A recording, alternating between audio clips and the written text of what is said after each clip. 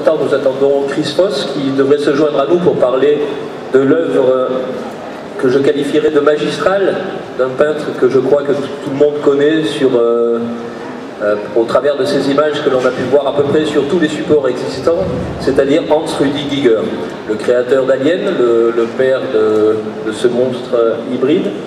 On va avoir une petite photo normalement.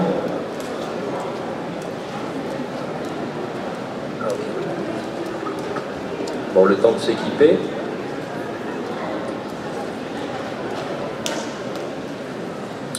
Donc Hans Rudi Giger nous a quittés cette année. Il nous a quittés le 12 mai malheureusement d'un accident domestique, je dirais. Il aurait pu, je pense, encore nous livrer quelques belles images et quelques créations encore de son cru. Toujours surprenante, toujours proche des images les plus connues, à savoir son travail à l'aérographe. Donc on va parler un petit peu de cette période. On va essayer de comprendre pourquoi, au travers de l'art d'une seule personne, un seul individu, pourquoi, je dirais presque, cette fin de siècle a été marquée à ce point par son travail, par sa technique, par, je dirais, la beauté terrifiante de ces créatures. Donc nous accueillons pour cela donc K.W. Jeter et Patrick Giger, donc directeur du lieu unique, un lieu improbable à côté de la Cité des Congrès, et ancien donc, directeur du musée de la science-fiction en Suisse, à Yverdon-les-Bains.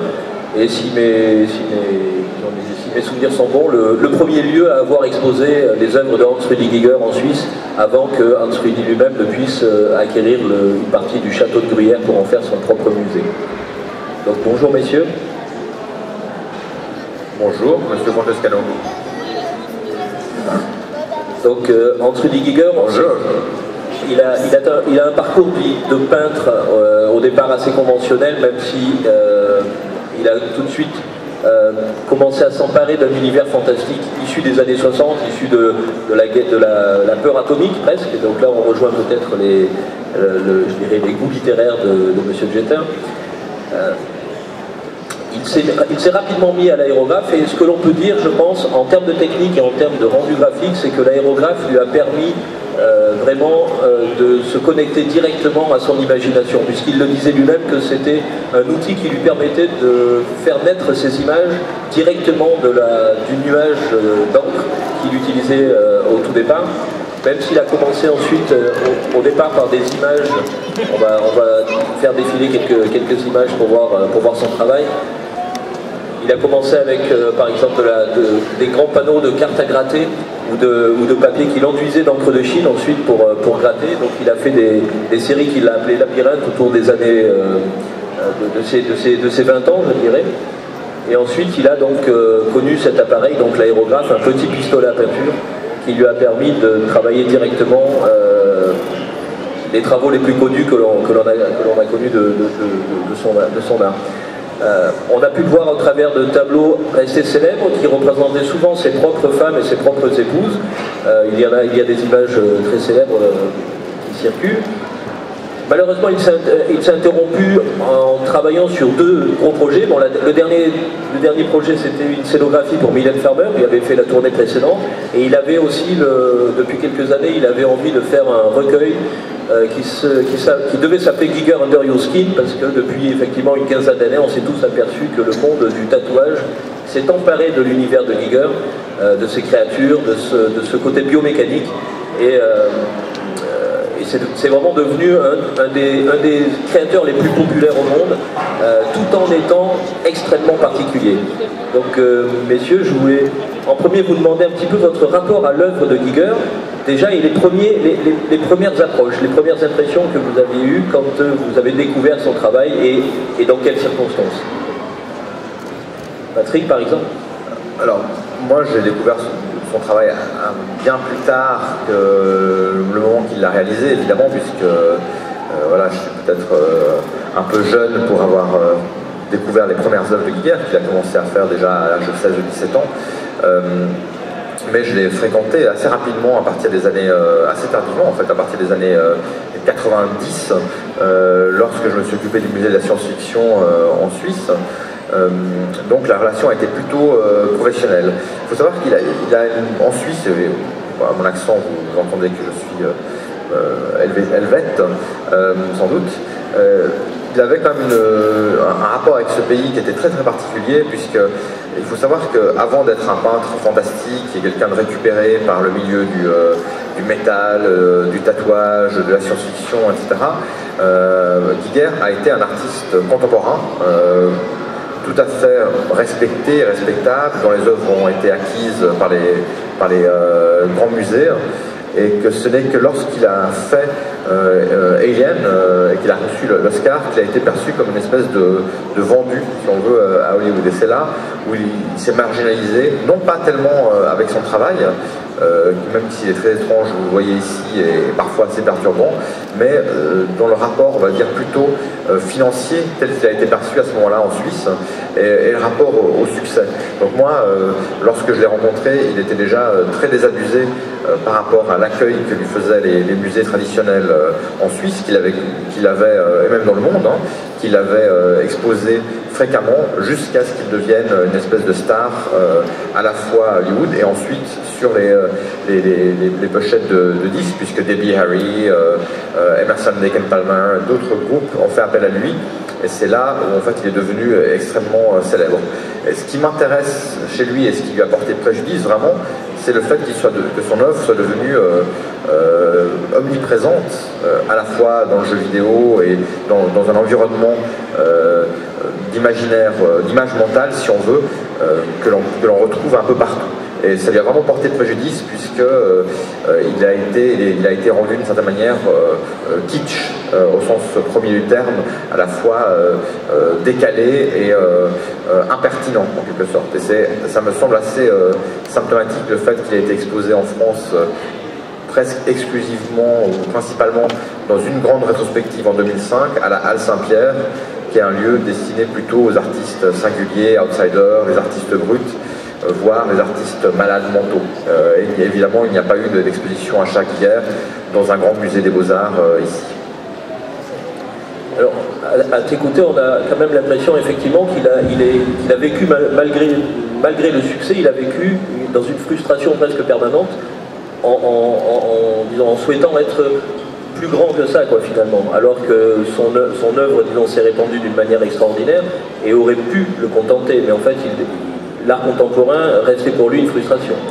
Je ne sais pas s'il était frustré, mais en tout cas il était désabusé à la fois par l'art contemporain et par le milieu hollywoodien qui l'a complètement grugé, hein, puisque financièrement il s'en est assez mal sorti. En fait, si vous aviez vu quand il est sorti le film Aliens, donc le second de la série, il n'était même plus crédité. Lorsqu'il m'a raconté que lorsqu'il est arrivé aux États-Unis pour faire le premier film de Alien de Ridley Scott, son contrat a été renégocié sans qu'il soit au courant, donc il a dû re-signer un contrat, ou alors il aurait dû repartir en Suisse. Donc financièrement, il n'avait plus les droits sur ses créations, donc c'était quand même très compliqué pour lui.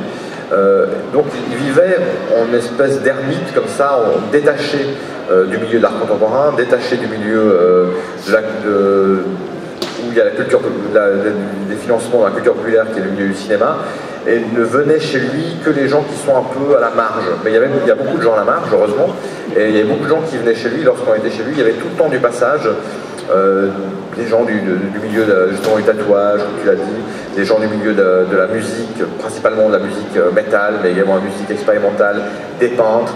Il y avait une espèce de salon comme ça permanent de gens qui venaient se faire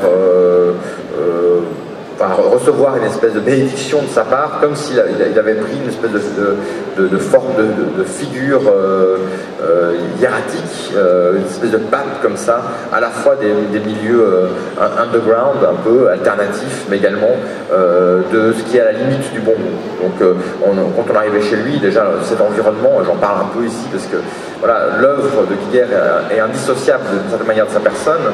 Quand on arrivait chez lui, eh bien, tout était peint avec son œuvre. Sur la porte des toilettes, la porte des toilettes était peinte de motifs complètement bizarres, inspirés de Aleister Crowley et de l'ésotérisme du début du XXe siècle. Il y avait des têtes de mort super étranges partout. Au milieu traînait son Oscar. Voilà. Et malgré cette atmosphère très pesante, dans un premier temps, il y avait une forme de bienveillance de sa part, et lui, c'était l'inverse de cet environnement très sombre. C'était quelqu'un non pas de jovial, quelqu'un d'assez torturé, mais quelqu'un d'une extrême gentillesse. Lorsque tu décris un petit peu son environnement immédiat, j'ai l'impression que je revois un petit peu les photos presque de la résidence de Chris Foss, que je salue. Je sais que Chris, tu partages avec entre Rudy Giger l'amour pour les trains, l'amour pour le ferroviaire. Ah oui, je crois que j'ai jamais eu Blue, mais quelqu'un m'a dit qu'il a un petit chemin de fer chez lui aussi. J'étais très jalouse, mais je crois que mon train c'est plus grand que celui-ci. Voilà. J'espère. Alors au-delà du train, je sais que tu as travaillé avec lui sur des projets cinématographiques. Oui. Il y a eu le Dune donc, de Jodorowsky qui nous a réunis sur ce projet-là. Oui. Est-ce que tu as pu le croiser dans d'autres types de productions? Et quel était ton rapport, par exemple, à l'œuvre de Giger? Vous avez deux univers complètement différents, mais en même temps j'ai l'impression que vous avez quand même la même manière d'appréhender les choses, c'est-à-dire une boulimie de travail. Oui. Vraiment beaucoup, vous fournissez... Autant entre Rudy Giger que toi, vous fournissez quand même énormément de travail. J'ai l'impression que c'est à toute heure de la journée, quel que soit le fait qu'il y ait ou pas une commande en fait. Et donc quel était ton rapport à son travail, qui est quand même foncièrement différent esthétiquement du tien? Et comment, par exemple, quand vous vous êtes retrouvés sur le projet Dune, comment est-ce que ça s'est passé et comment vos univers ont pu cohabiter? J'ai fait la connaissance de Giger avant Dune, parce que nous étions représentés par la même galerie à Paris. Et des fois, juste par hasard, il était là à la même temps que moi. La galerie Bijana. La galerie Bijana Lam, qui représente Giger, et il me représente aussi. Et des fois, juste par hasard, j'étais là, et Giger est là venu aussi. Et on reste ensemble, on a parlé un petit peu, on a discuté des projets, des trucs comme ça. Et après, il a devenu un petit peu plus sérieux parce que nous sommes les deux pris par Fox pour faire Alien. Et au sol, c'est Dan O'Bannon. C'était Dan O'Bannon qui, heureusement, c'est très fier pour notre boulot. Et Giger, il n'a pas venu aux États-Unis, il a resté en Suisse. Et moi, j'étais installé à Los Angeles, mais j'ai vu les trucs qui sont sortis. Et bien sûr, Alien, c'est un immense succès grâce à Giger. Sans la bête, c'est impossible d'imaginer qui peut se passer. C'est peut-être un petit film perdu. C'est la bête de Giger qui, bien sûr, donne tout le goût d'Alien. Et c'était un petit tournage au début. C'était une histoire un petit peu intéressante. C'est Jodorowsky qui m'a trouvé pour travailler sur Dune et il a trouvé Giger aussi. Et c'est à cause de ça que l'équipe est déjà inventée qui ont fait un travail sur Alien. Mais Giger, il n'a jamais fait les bêtes pour Jodorowsky. Je crois qu'il a fait que les designs pour le décor, les trucs comme ça. Mais bien sûr, c'était lui qui s'occupe avec la bête par le temps qu'on arrive. Et je crois que c'est Dan qui a proposé que c'est Giger qui fait la bête. Et c'était parce que Dan, il était génius, si vous voulez, petit génius. Et c'était son goût. Et grâce à ça, c'est Giger qui a fait l'Alien. Et comme j'ai déjà dit, sans la participation de Giger, c'est impossible d'imaginer qu'Alien peut être une grande affaire. Et bien sûr, vous avez la suite des tournages, vous avez un montant fou des tournages, et toujours, c'est double de la bête, plusieurs des fois. Et si je me souviens bien, les productions même du Dune de Jodorowsky et de l'Alien s'étaient chevauchées au niveau des dates, puisque c'est comme ça que le Necronomicon, le premier livre de Giger, s'est retrouvé dans les mains de Salvador Dali, qui devait jouer le baron Harkonnen. Voilà. Si vous voulez, on peut suivre le même coup qu'ici. Nous étions les enfants de Jodorowsky, si vous voulez. Voilà. C'était Jodorowsky qui a trouvé les gens, et après ça, nous sommes jetés dans l'espace. Mais des fois, nous venons ensemble encore, et voilà. Et la bête, c'est incroyable. Mais Giger, il a déjà sorti quelques dessins. Je suis bien chez Bijana Lam, des fois, et il a me montré quelques dessins. Et malheureusement, j'ai vendu ce truc-là. Il a me donné une grande fiche sur son boulot. Et moi, j'ai le signé, il a le signé aussi. Et j'ai perdu cette fiche-là. Mais je me souviens, il a déjà commencé les dessins sur une bête qui approche un petit peu la même image que la bête qui enfin a sorti.